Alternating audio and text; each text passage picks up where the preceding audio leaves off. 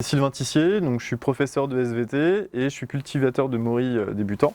J'ai 34 ans et j'habite un petit peu plus loin d'ici, à Marolles-en-Hurepoix. Voilà.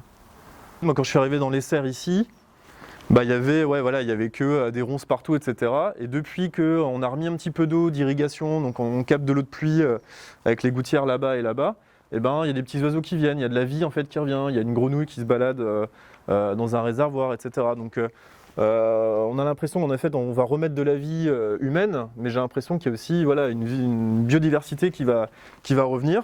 Donc c'est simple, hein, dès qu'on remet un petit peu de vie, il y a le reste qui suit, quoi. Il a fallu un petit peu débroussailler, après il a fallu aménager, construire les bacs. Mine de rien, ça prend pas mal de temps, coller les petites... là ici c'est du PVC, il y avait des gouttières à mettre, installer l'irrigation, puis surtout mettre la terre dans les bacs. Donc ça a pris pas mal de temps. Donc on a commencé au mois de mai dernier, et en gros on a terminé en septembre, quoi. Tac.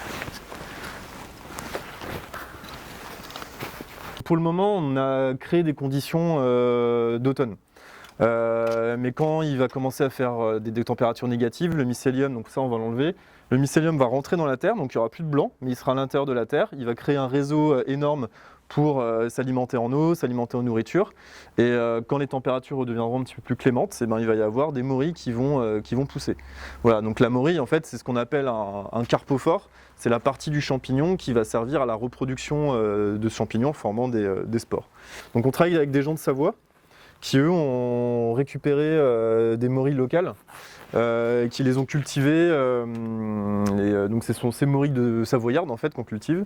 Et nous à terme ce qu'on aimerait faire c'est un peu la même démarche mais dans l'Essonne, essayer de récupérer des morilles locales, essayer de les cultiver pour avoir des morilles qui soient vraiment adaptées au climat donc de la région parisienne plutôt que du climat savoyard, quoi.